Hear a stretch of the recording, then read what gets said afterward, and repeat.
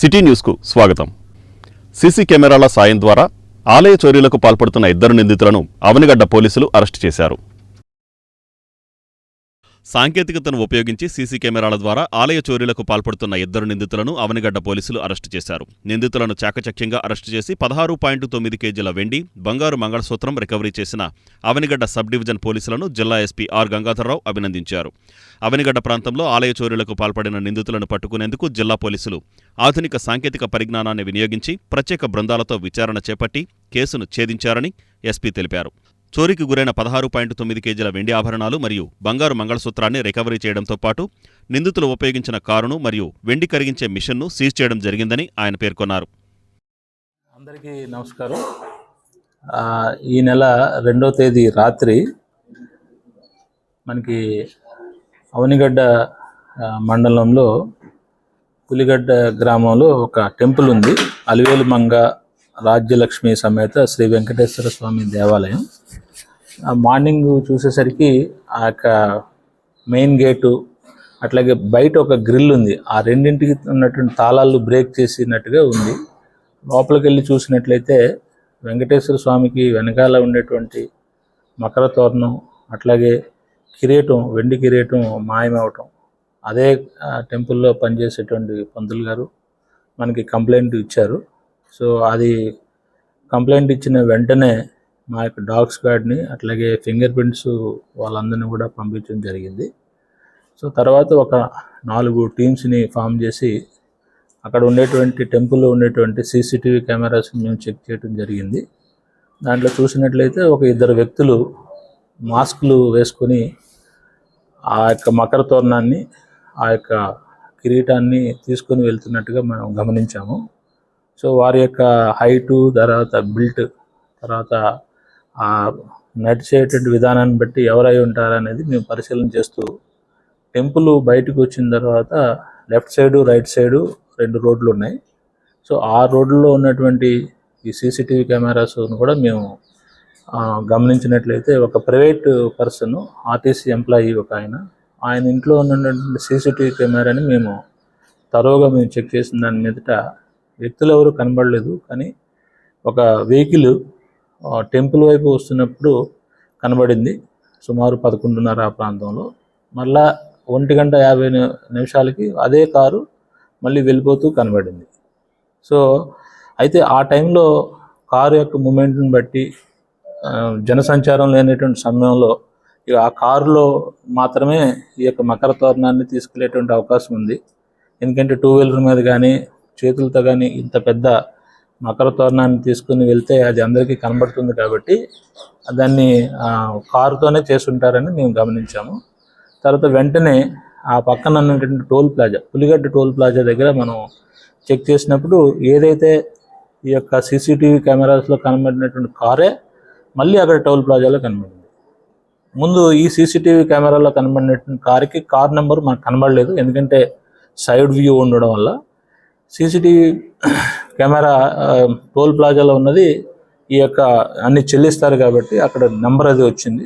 ఆ నెంబరు అది దాన్ని బట్టి రిజిస్ట్రేషన్ నెంబర్ అది తీసుకుని ఎక్కడైతే ఓనర్ ఉన్నదని మనం ఎస్టాబ్లిష్ చేసినట్లయితే అక్కడ గుంటూరు జిల్లాలో ఒక అద్దెకి కార్లు ఇచ్చేటువంటి వ్యక్తి దగ్గర ఈ కారు రెంట్కి తీసుకున్నట్టుగా మనకు తెలుస్తుంది.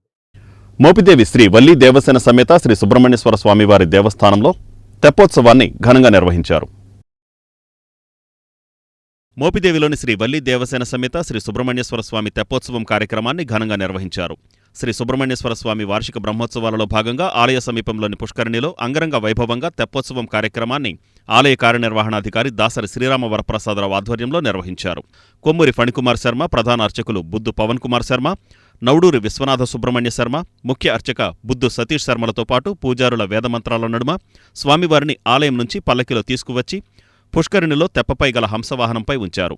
ఆలయ చరిత్రలో మొట్టమొదటిసారిగా నిర్వహిస్తున్న తెప్పోత్సవం తిలకించడానికి వేలాదిగా తరలివచ్చిన భక్తులు హంసవాహనంపై కొలువు తీరిన శ్రీ స్వామి, శ్రీ అమ్మవార్లను చూసి భక్తి పార్వస్యంతో పులకించారు.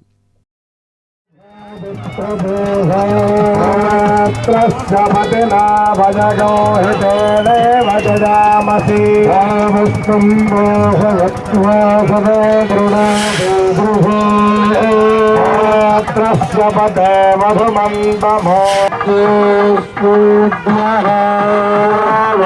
ప్రమినామ వ్రతాని విదుషా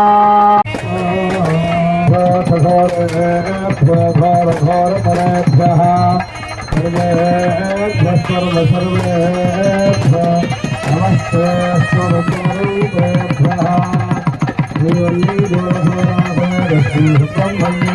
స్వామి నమః ఆనందకర్పూరదీపజ్యోతిర్షయామి భస్వజమానా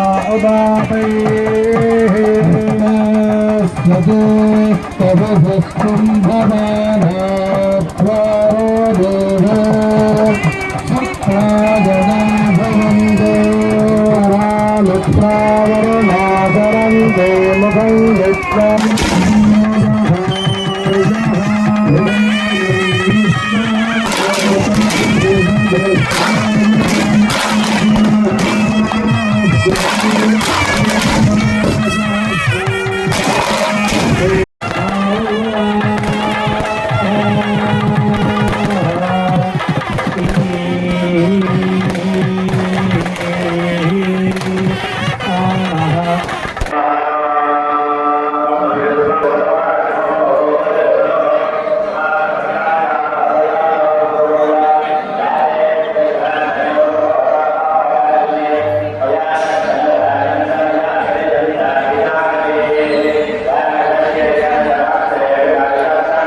कृष्णा गोदावरीयोरवध्य प्रदेशे श्रीवल्ली देवसेनातमेध पुष्करणे सन्निधो अस्मिन् वर्तमान व्यावहारिक चान्द्रमानेन श्री क्रोधिनाम संवत्सरे उत्तरायणे शिशिर ऋतुः माघमासे शुक्लपक्षे नवम्यां वादरः वादरस्तु बृहस्पतिवासरे आत्मालिंगाय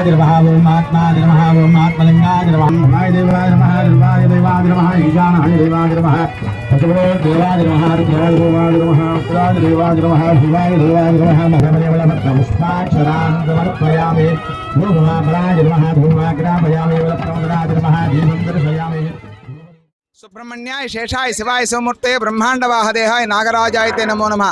స్వామివారిని ఈ రోజున స్వామివారి బ్రహ్మోత్సవాల్లో మన మోపిదేవి గ్రామం మోపిదేవిలో విరాజిల్లుతున్న శ్రీ వల్లీదేవ సుబ్రహ్మణ్యేశ్వర స్వామి వారి యొక్క త్రయాన్నిక లీలా కళ్యాణ మహోత్సవంలో భాగంగా ఈ రోజున 5వ రోజున స్వామివారికి విశేషంగా స్వామివారి పుష్కరంలో తెప్పోత్సవ కార్యక్రమాన్ని మధ్యాహ్నం 3 గంటల దగ్గర నుంచి విఘ్నేశ్వర పూజ, పుణ్యావాచన, వాస్తు మండపారాధన, వాస్తు పర్యజ్ఞీకరణ, అష్టదిక్కులు బలిహరణ కార్యక్రమం పూర్తి చేసి స్వామివారిని 600కి ఆలయంలో పంచహారతులు పూర్తి చేసుకొని విశేషంగా స్వామివారి యొక్క 3 ప్రదక్షిణాలు పుష్కరంలో స్వామివారి ప్రదక్షిణ కనులార సర్వ భక్తులు కూడా తిలకించే విధంగా కనులార స్వామివారి యొక్క పుష్కరంలో పుష్పయాగోత్సవ కార్యక్రమం తెప్పోత్సవ కార్యక్రమాన్ని పూర్తి చేసుకొని మరికొద్ది నిమిషంలో స్వామివారి 12 ప్రదక్షిణాలు కార్యక్రమాన్ని ప్రారంభం చేస్తున్నాం.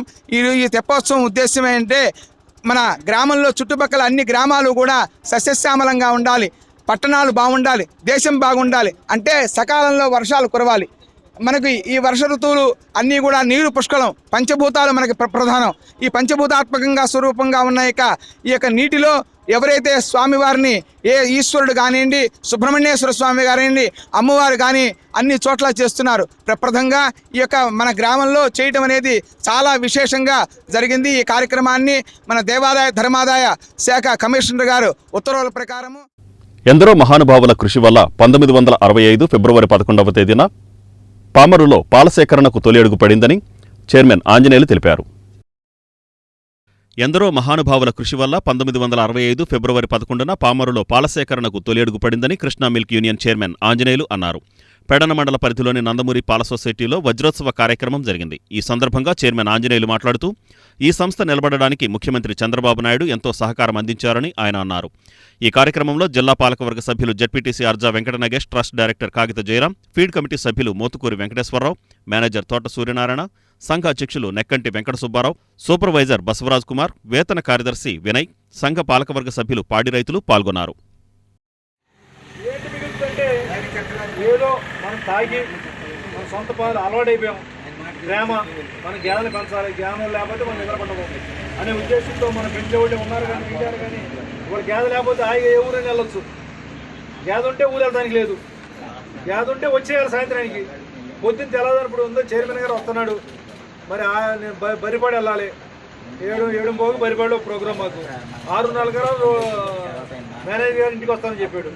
మరి 6:40కి వస్తే నా 3 గేదెలని పాలు ఇవ్వాలి, 5కి దొడ్లోకి వెళ్తే పావు క్వాలిటీ దొడ్లోంచి బయటికి వచ్చి అది పని చేసేవాడు ఉంటే చెత్తబెడ తీసేవాడు వచ్చాడు, ఆడు కరెక్ట్గా నేను వెళ్ళే టైంకి ఆడు వచ్చాడు, నేను ఆడ ఇసుకుని కడుతున్నాడు, నేను ఇసుకుంటే పావు క్వాలిటీ దొడ్లో ఇంట్లో రావాలి. అదే గేదె లేదనుకోండి 6కి లేచి పైన వచ్చేవాడు, మరి 5కి లేచి వెళ్ళవలసి వచ్చింది. మరి ఆ పరిస్థితి ఉండదు. సాయంత్రానికి ఎక్కడ ఉన్నా సాయంత్రానికి హిందుస్థాన్కి చాలా డైరీలు ఆర్థిక వ్యవస్థ 15 రోజులకి డబ్బులు ఇవ్వాలి, 4 నెలల బోనస్ ఇవ్వాలి, ఇన్ని కార్యక్రమాలు. సొసైటీ అయినా మన పాలకేంద్రం ఉంది, 5 లక్షల ఎంపీ కూడా తెచ్చాం, కట్టించాం. ఇదే కట్టిపోతే బిల్డింగ్ అయ్యేది కాదు. ఇక్కడ ఈ సొసైటీలో డబ్బులు లేవు, ఇదే పార్లమెంట్ నిధులు లేకపోతే అయ్యేది కాదు. కనకమేళ గారు ఇచ్చాడు నిధులు పెట్టగలిగి మీరు మనం ఎంతవరకు చేయాలో రేటు పెంచుకొని వెళ్తాం. ఆ ఎన్లైజులు కూడా పెట్టలేదు కదా, ఎందుకంటే క్వాలిటీలో కూడా సెట్ అవుతుంది. దాంట్లో వాటర్ పర్సెంటేజ్ ఎంత ఉందో ఏది అన్నీ తేలిపోతాయి. అవి కూడా ఎన్లైజులు కూడా పెట్టే కార్యక్రమం చేద్దాం. యాక్చువల్గా డబ్బులు కట్టాలి, ఒక 50,000 అయితే అది 2-3 సార్లుగా కట్టుకోవచ్చు.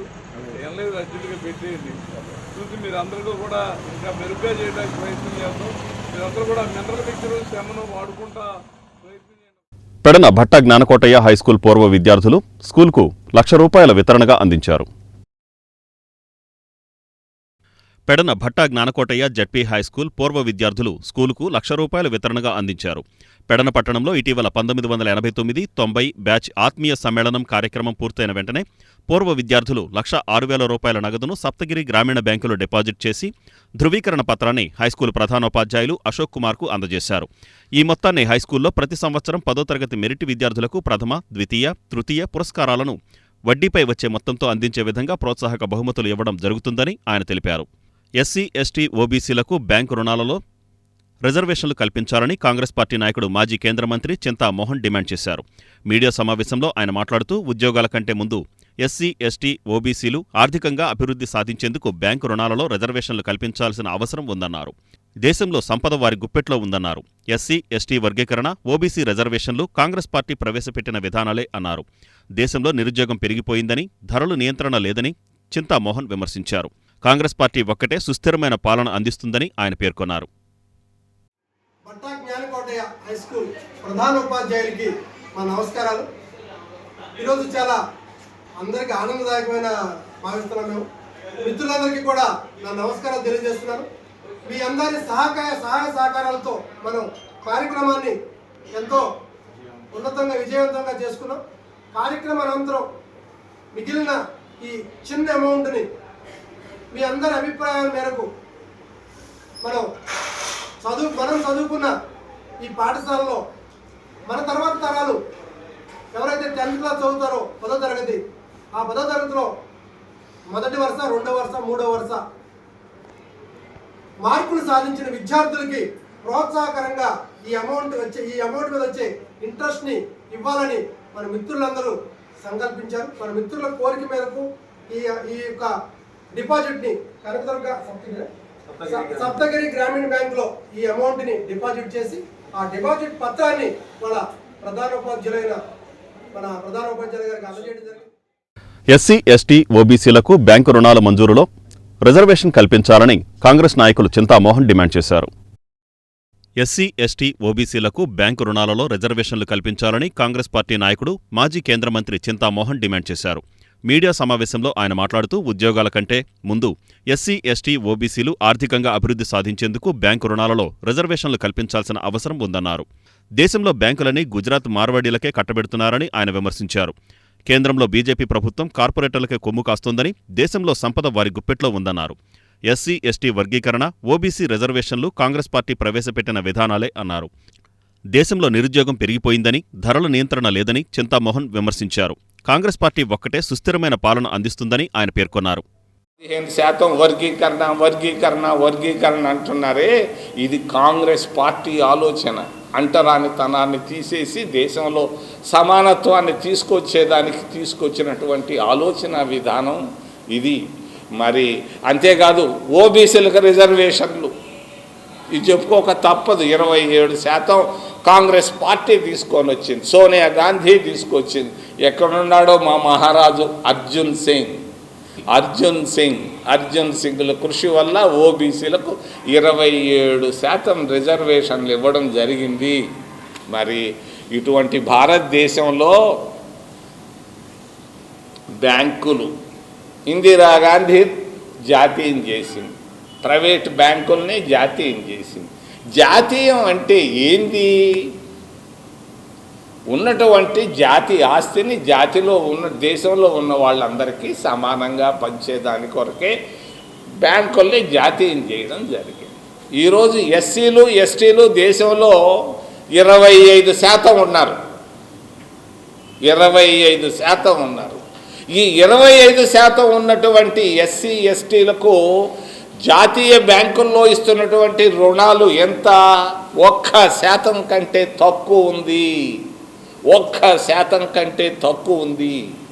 ఇక్కడ కావాలి వర్గీకరణ కావాల్సింది.